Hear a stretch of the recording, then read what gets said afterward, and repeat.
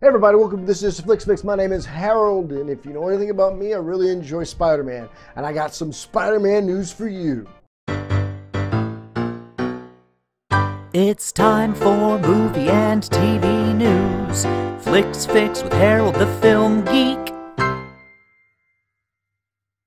Alright, as I've said, if you've gone over to the WeLoveFlixFix website, if you've paid attention to my podcast, I'm a big fan of Spider-Man. I used to watch the TV show, the cartoon back in the day. I used to sit there and read the comic books. I enjoyed everything Spider-Man ever did, except for Spider-Man 3.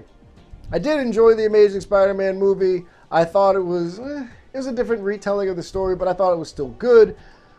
But here's the thing, they just got done dropping Mary Jane Watson. Now, I know if you know anything about Spider-Man, Mary Jane Watson turns out to be the woman that he falls in love with and the woman that he marries, depending on which comic book you read. Sometimes they're married, sometimes they're dating. All that being said, here's what happens. They dropped her. The reason behind it is that the people are speculating that they dropped her because they didn't like the actress that they chose. But from what I've heard from what the producers actually gave it an official notice, is that the reason why they dropped her wasn't because they didn't like the actress, but because they said there was too much going on in the movie.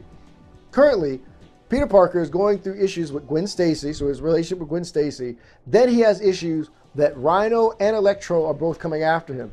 They figured throwing a love triangle into all that as well would make the movie too bulky.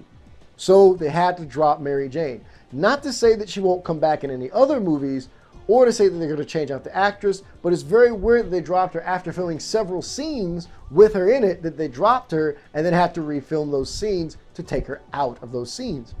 So take it how you want to take it. Another piece of information about Spider-Man is that they've already signed him on for 4 movies. So Spider-Man 2 is coming out now, and there's going to be 2 more movies that's coming out right after that. I think this is a good idea, because the problem was with every Spider-Man movie that came out, Spider-Man 1 comes out, and then they had to sit back and try to get Tobey Maguire back and try to get him under contract again, do number 2, then number 3 came out. Now, what the thing was, they were going to do a 4 and a 5 as a back-to-back movie and cut it in half, kind of like they did The Matrix, where they film a really long movie that's like 3-4 hours long, cutting it down in the middle, giving you 2 hours here and 2 hours here, and one was supposed to be starting off at the beginning of summer, so around the May time frame, and then another one's supposed to come out during around Christmas time. It's supposed to end that actual Spider-Man series.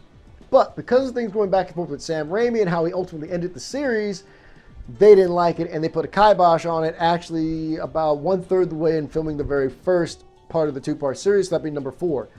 Well, they want to make sure they get everybody on the hook for at least 4 movies so they can at least wrap up the storyline. I think this is a good move on Sony's part because that's the one thing I think that I really hated about last Spider-Man movie. I never felt there was closure because I felt like there was more story to be told, but they ended the whole universe way too soon. And trust me, I read the script for 4 and 5 and it was going to be an amazing movie, and I'm sad that it never happened.